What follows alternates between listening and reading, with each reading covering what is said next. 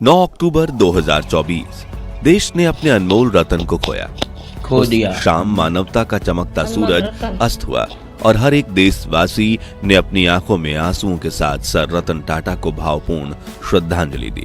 इसी के साथ सभी के दिमाग में एक सवाल भी उठा कि रतन टाटा का उत्तराधिकारी कौन बनेगा। टाटा के 33 लाख करोड़ के साम्राज्य की कमान किसके हाथ में दी जाएगी और रतन टाटा की 3800 करोड़ की पर्सनल वेल्थ किसको सौंपी जाएगी।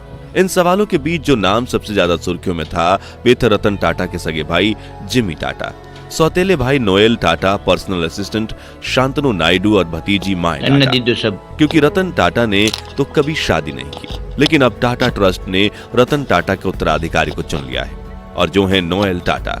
लेकिन क्या वो टाटा साम्राज्य की जिम्मेदारियों को अपने कंधों पर उठा पाएंगे?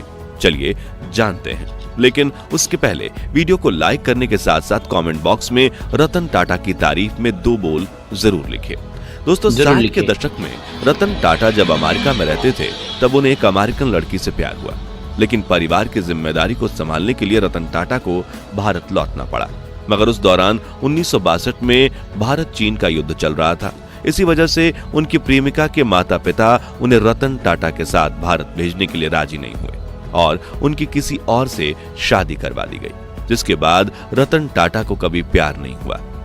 उन्होंने शादी नहीं की और उनकी कोई संतान नहीं है। वही रतन टाटा के सगे भाई जिमी टाटा हैं। हालांकि उनकी उम्र अब 83 साल हो चुकी है। उन्होंने भी शादी नहीं की और वो बिजनेस की चकाचौंध से दूर रहते हैं।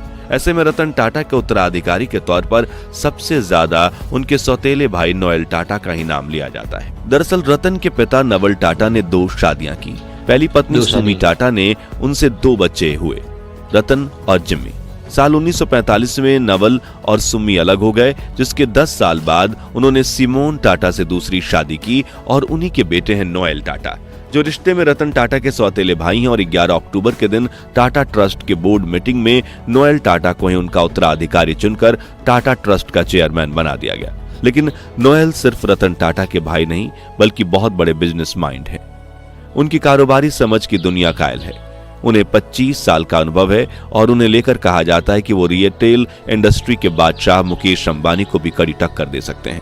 यहाँ हम नोएल की बढ़ा चढ़ाकर तारीफ नहीं कर रहे, बल्कि जब आप इनके बिजनेस कारनामों के बारे में सुनेंगे तो आपको भी यकीन हो जाएगा कि नोएल टाटा अपने भाई रतन टाटा का नाम जरूर रोशन करेंगे।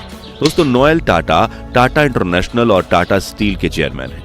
इतना ही नहीं, Westside Trent, Zudio, Tanishq, Titan, Titan Eye और फास्ट ट्रैक जैसी ब्रांड्स भी उन्हीं के दिमाग की उपज है और ये कंपनीज इतनी बड़ी बन चुकी हैं वो हमें आपको बताने की जरूरत नहीं।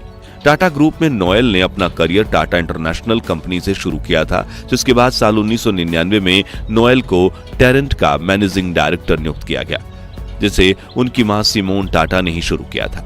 नोएल में बचपन से ही बिजनेस करने के गुण थे, इसलिए ट्रेंट में आकर उन्होंने वेस्ट साइड जैसे सक्सेसफुल फैशन ब्रांड को बनाया, जिसके 4 से 5 आउटलेट तो आपके देश के हर शहर में दिख जाएंगे।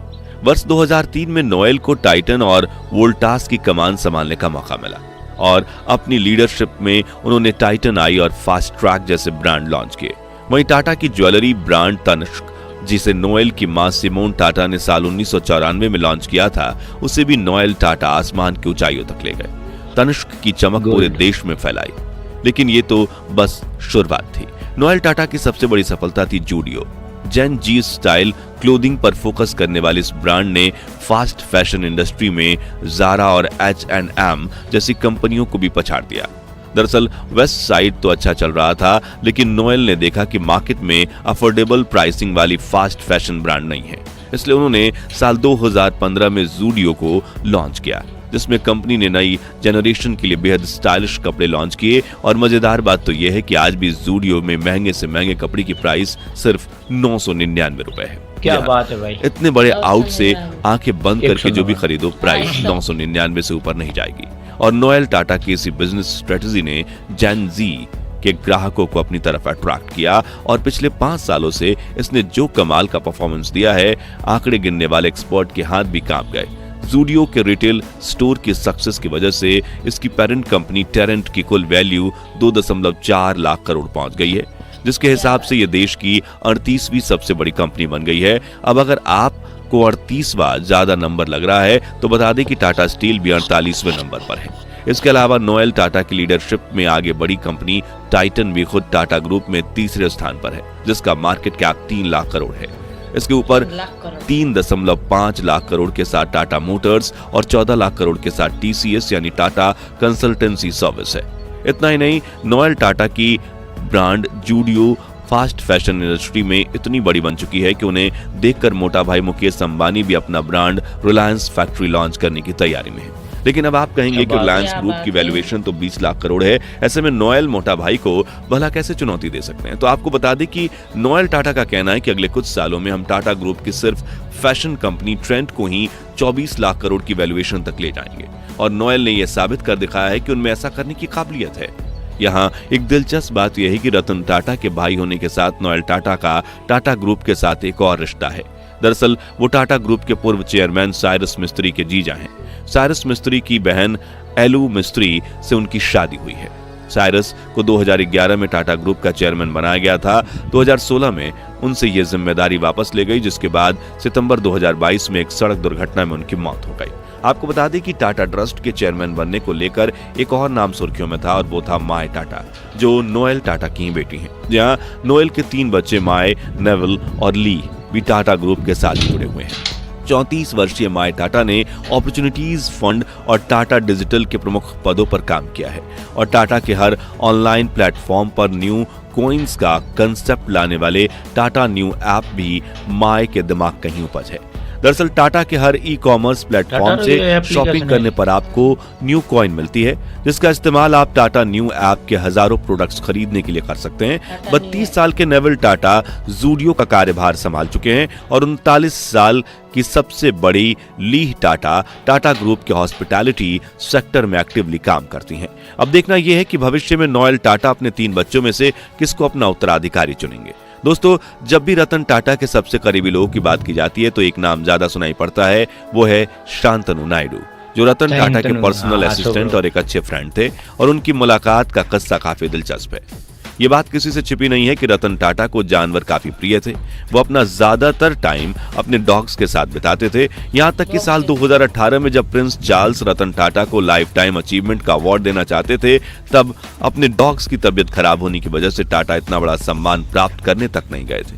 वहीं दूसरी तरफ शांतनु के दिल में भी डॉग्स, जो स्ट्रीट डॉग्स हैं, उनके लिए प्रेम था।